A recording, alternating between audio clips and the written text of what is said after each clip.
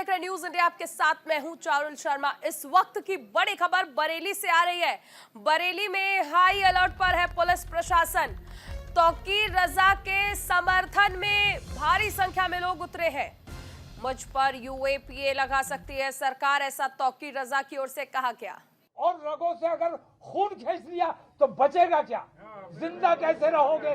और जिस तरह हिंदुस्तान की नस-नस में मुसलमान है, उसी तरह मुसलमान के हर दिल में मुसलमान।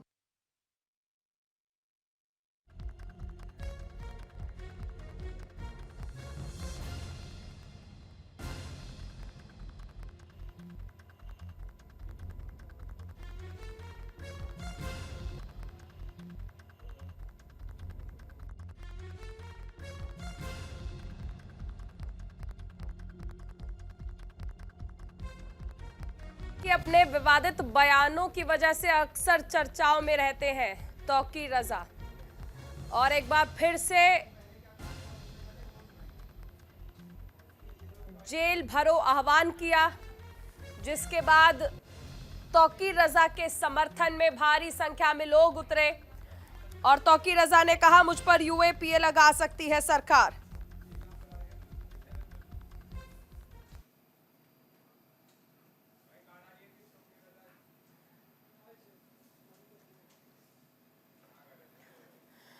तो चलिए, इससे पहले तौकीर रजा ने क्या कहा वो सुनाते हैं आपको।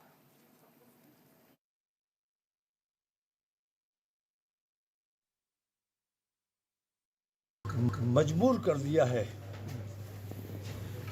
जो मुल्क में बदअमनी का माहौल बनाया हुआ है, जो नफरतों का माहौल बनाया हुआ है, बुलडोज़र की कार्रवाई। असल में हमारी ये जो गिरफ्तारी है वो हमारी अपनी तकलीफ़ कम है और इस बात की तकलीफ़ ज़्यादा है कि सुप्रीम कोर्ट इन तमाम बेईमानियों के ख़िलाफ़ कोई संज्ञान नहीं ले रहा है।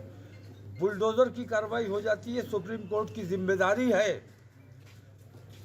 कहीं किसी ने अपराध किया है तो उसको गिरफ्तार कीजिए, उसकी बिल्डिंग ने कोई अपराध नहीं किया है, मदरसे ने, मस्जिद ने कोई अपराध नहीं किया है, मामला कोर्ट में जाना चाहिए। तो कोर्ट के अधिकारों का हनन हो रहा है और पुलिस बेईमानी करके सरकार के दबाव में ये सब उल्टे सीधे काम कर रही है और मुल्क का माहौल बिगाड़ने का काम कर रही है। पुलिस और बजरंग दल और शिवसेना मिलकर हमारे देश को बर्बाद कर देना चाहते हैं। हम इस बेईमानी के खिलाफ अब रुकने वाले नहीं हैं। हमने आज ये आंदोलन बरेली से शुरू कर रहे हैं और इस आंदोलन को हम इंशाअल्लाह मुल्कगीर पैमाने पर चलाने वाले।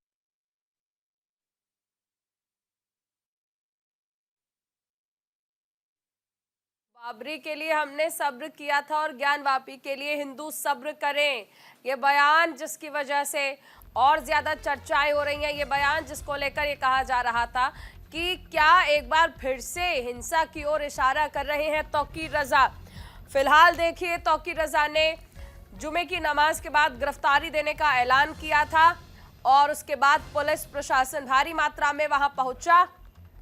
जेल भरो आह्वान, ये साफ तौर पर कहा जा रहा है तौकीर रजा की ओर से कि हमें बोलने नहीं दिया जा रहा है, हमें बोलने की आजादी नहीं है, तो हम जेल में रहेंगे।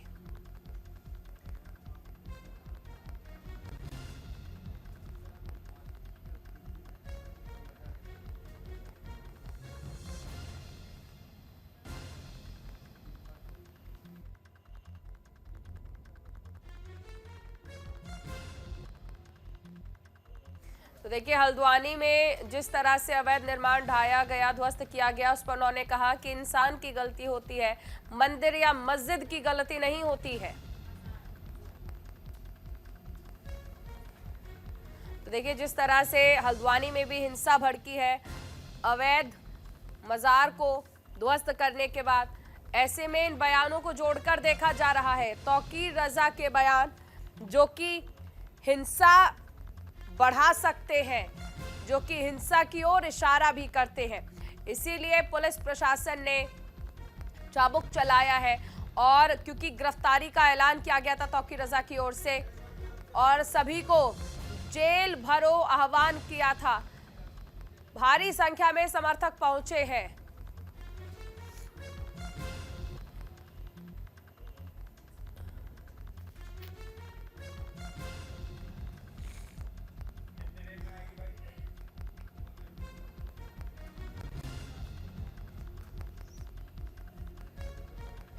बाबरी पर हमने सब्र किया था, ज्ञानवापी पर हिंदू सब्र करे, ये बयान देने वाले तौकीर रजा। और उसके बाद कहते हैं कि उन्हें बोलने की आज़ादी नहीं है। फिर कहते हैं कि अगर बोलने की आज़ादी नहीं है तो जेल में रह लेंगे। अपने विवादित बयानों की वजह से चर्चाओं में रहते हैं। मुझ पर यूएपीए लगा सकती है सरकार, ऐसा तौकीर रजा की ओर से कहा गया। फिलहाल बरेली पुलिस हाई अलर्ट पर है, क्योंकि जो आह्वान किया गया था तौकीर रजा की ओर से, उसे ध्यान में रखते हुए प्रशासनिक व्यवस्था बनाए रखना जरूरी है। तौकीर रजा के समर्थन में उतरे हैं लोग।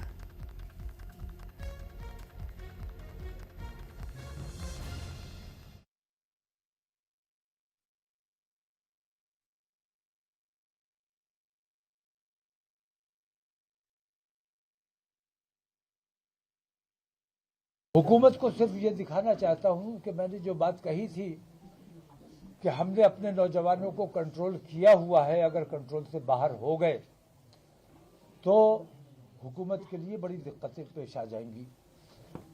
विश्व हिंदू परिषद और बजरंग दल जैसे संगठन हुकूमत की सरपरस्ती में जो बेईमानी कर रहे हैं, हिंदुस्तान की अदलिया हुकूमत के दबाव में जो बेईमानी कर रही है, मैं देख रहा हूं कि हुकूमत भी और अदालतें भी आज कानून के मुताबिक काम नहीं कर रही है, बल्कि अपनी आस्था के मुताबिक काम कर रही है और अपनी आस्था जबरदस्ती मुसलमानों पर थोपने की कोशिश की जा रही है।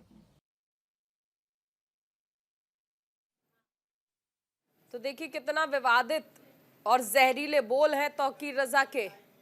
कह रहे हैं कि अभी अपने नौजवानों को कंट्रोल में रखा है, अगर कंट्रोल से बाहर हो गए तो हुक्मरानों के लिए दिक्कत हो जाएगी। तौकीर रजा जब भी मुंह खोलते हैं हिंसा को प्रेरित करने वाले बयान देते हैं। एक बार फिर से जहर उगला है तौकीर रजा ने।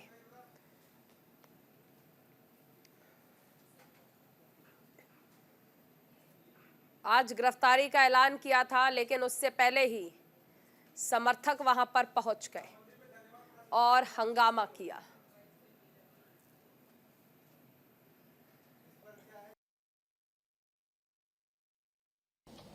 मेरी मांग यह है कि मुफ्ती सलमान अजहरी को फौरन रिहा किया जाए और ये जो बुलडोजर की कार्रवाई चल रही है, असल में मैं बुलडोजर की कार्रवाई की मुखालफत इसलिए कर रहा हूं कि ये कोर्ट का काम पुलिस ने अपने हाथ में लिया हुआ है।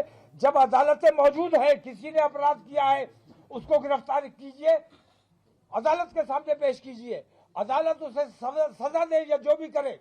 लेकिन पुलिस जो बुलडोजर चला रही है, हुकूमत जो बुलडोजर चला रही है, इस बुलडोजर के खिलाफ सुप्रीम कोर्ट को सख्त संज्ञान लेना चाहिए। लेकिन मैं ये देख रहा हूं कि कहीं ना कहीं सुप्रीम कोर्ट जैसी संस्था सरकार के दबाव में काम कर रही है। और यह चलिए आगे बढ़ते हैं, अगली खबर की ओर बढ़ते हैं। पूर्व पीएम चौधरी चरण सिंह को भारत रत्न का ऐलान किया गया है। चौधरी चरण सिंह को भारत रत्न देने के ऐलान पर जयंत चौधरी ने पोस्ट किया। जयंत चौधरी ने पोस्ट कर लिखा, दिल जीत लिया। आरएलडी प्रमुख जयंत चौधरी ने ट्वीट किया है, एक्स पर लिखा है, दिल जीत लिया। चौधरी चरण सिंह के पोते जयंत चौधरी आरएलडी प्रमुख, जिन्होंने खुशी व्यक्त की है और कहा कि ये भावुक करने वाला पल है। इस मांग को लंबे अरसे से किया जा रहा था और आखिरकार सुन लिया गया है। मोदी सरकार का आभार भी व्यक्त किया।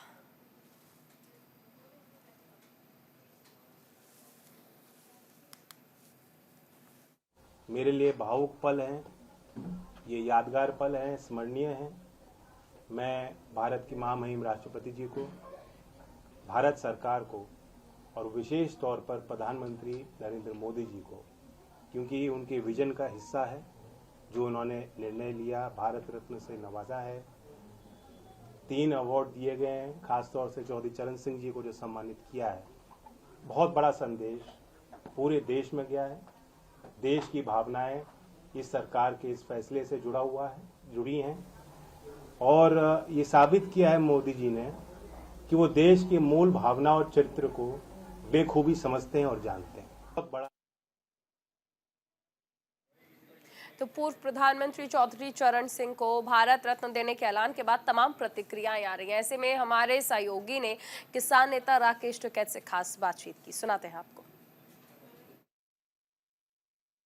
हमारे साथ इस वक्त किसान नेता भारतीय किसान यूनियन के राष्ट्रीय प्रवक्ता चौधरी राकेश टिकैत जी मौजूद है और आज ही मोदी जी ने स्वर्गीय पूर्व प्रधानमंत्री चौधरी चरण सिंह जी को भारत रत्न देने की शुरुआत कर दी है, घोषणा की है और उसके बाद से लगातार प्रतिक्रियाएं सभी की आ रही है। जयंत चौधरी जी ने भी बोला है कि दिल जीत लिया। तो मेरे साथ चौधरी राकेश टिकैत मौजूद है, बात करते हैं कि क्या प्रतिक्रिया। सर पहले तो आपका न्यूज इंडिया में स्वागत है। हाँ, धन्यवाद सर चरण सिंह जी को आज भारत रत्न मिला है, क्या मानते हैं, कैसा मानते हैं, कैसा फील कर रहे हैं? नहीं ठीक है, वे इस लायक थे तो उनको मिला और एक बड़ी पब्लिक की डिमांड भी थी, किसानों की डिमांड भी थी कि चौधरी चरण सिंह जी को भारत रत्न मिले, तो दिया है, मिला है। सर घोषणा हुई है, उसकी घोषणा हुई है। जैसे भारतीय किसान यूनियन और लोकदल काफ़ी क्लोज माने जाते हैं। कभी भी अगर लोकदल जयंत चौधरी के साथ कोई घटना हुई है तो भारतीय किसान यूनियन ने पूरा सपोर्ट किया है। जैसे 3 दिन से चर्चाएं चल रही है जयंत चौधरी की भाजपा में आने की, क्या वो दूरियां घटेंगी या बढ़ेंगी? देखो, उनका पॉलिटिकल सिस्टम है, जी। उस राजनीति से हमारा कोई संबंध नहीं है। उनकी पार्टी है, वे कहाँ जा रहे हैं, क्या कर रहे हैं, हमारा उससे कोई संबंध नहीं है। वे अपना काम करें, आंदोलन है वो हमारा अपना है। ये जो पब्लिक का संगठन है भारतीय किसान यूनियन या देश में स्कैम है वो उनका है, तो आपस में हमारी कोई सलाह मशवरा किसी का एक दूसरे से नहीं है। वो अपनी पार्टी के वो हैं, उनको जहाँ फायदा लगता है तो वो अपना काम करेंगे। पवन अग्रवाल, न्यूज इंडिया, मुजफ्फरपुर।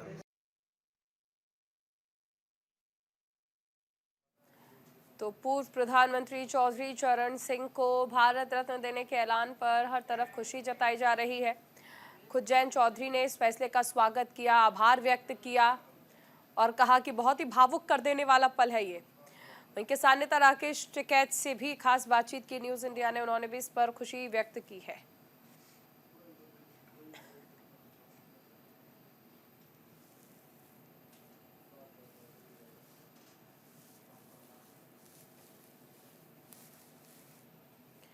देखिए, भारत सरकार की ओर से 5 लोगों को भारत रत्न देने का ऐलान किया गया है। सबसे पहले पूर्व सीएम कर्पूरी ठाकुर, वहीं लाल कृष्ण आडवाणी का नाम इसमें शामिल रहा। इसी के साथ आज पूर्व प्रधानमंत्री चौधरी चरण सिंह, पूर्व प्रधानमंत्री नरसिम्हा राव और उन्हीं के साथ स्वामीनाथन, ये 5 नाम जिन्हें भारत रत्न देने का ऐलान किया गया है। वहीं चौधरी चरण सिंह को भारत रत्न देने के ऐलान के बाद हर तरफ खुशियां हैं। जयंत चौधरी ने खुद इसको लेकर पोस्ट किया और कहा, मैं आभार व्यक्त करता हूं प्रधानमंत्री नरेंद्र मोदी का।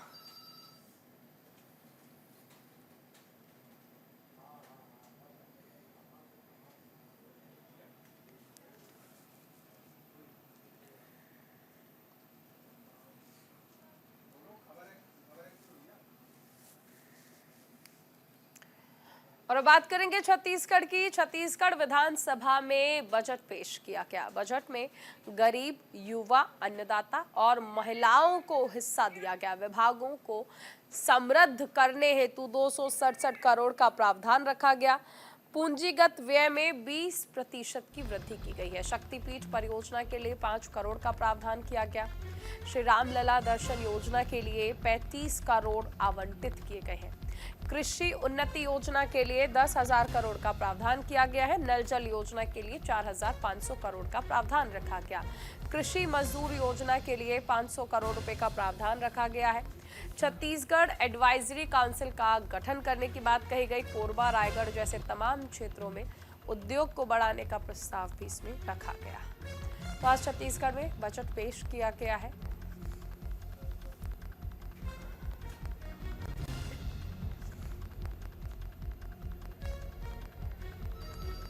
बजट में गरीब, युवा, अन्नदाता और महिलाओं के लिए हिस्सा रखा गया है। विभागों को समृद्ध करने हेतु 267 करोड़ का प्रावधान, वहीं शक्तिपीठ परियोजना के लिए 5 करोड़ का प्रावधान।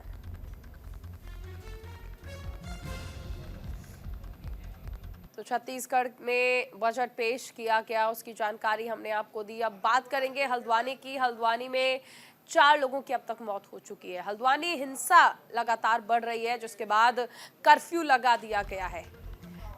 देखते ही गोली मारने का आदेश। आईजी नीलेश आनंद ने ये जानकारी दी है। घटना पर पुलिस की नजर बनी हुई है। एरिया में पुलिस ने गश्त बढ़ा दी है। 1100 पुलिस कर्मियों को तैनात किया गया है। हिंसा को लेकर प्रशासन अलर्ट पर है।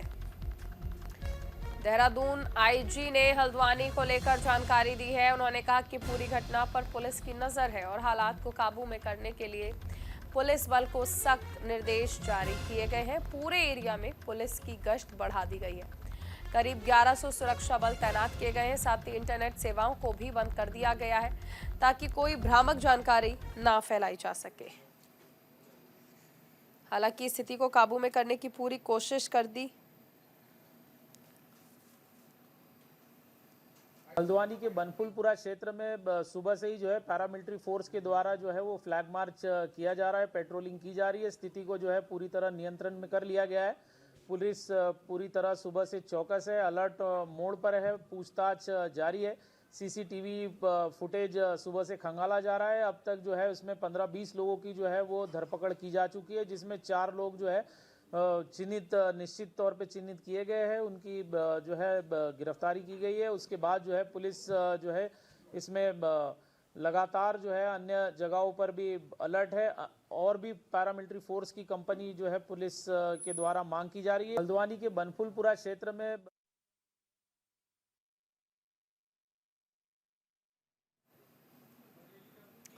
एक और बड़ी खबर, कल राम मंदिर पर आएगा प्रस्ताव। बीजेपी ने व्हिप जारी किया है। बीजेपी ने सभी सांसदों के लिए व्हिप जारी किया है।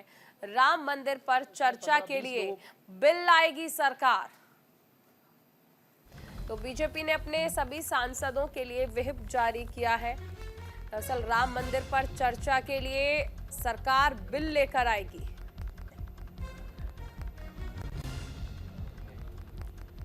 कल राम मंदिर पर प्रस्ताव आएगा, इस पर चर्चा की जाएगी और बीजेपी ने अपने सभी सांसदों के लिए व्हिप जारी किया है। राम मंदिर पर चर्चा के लिए।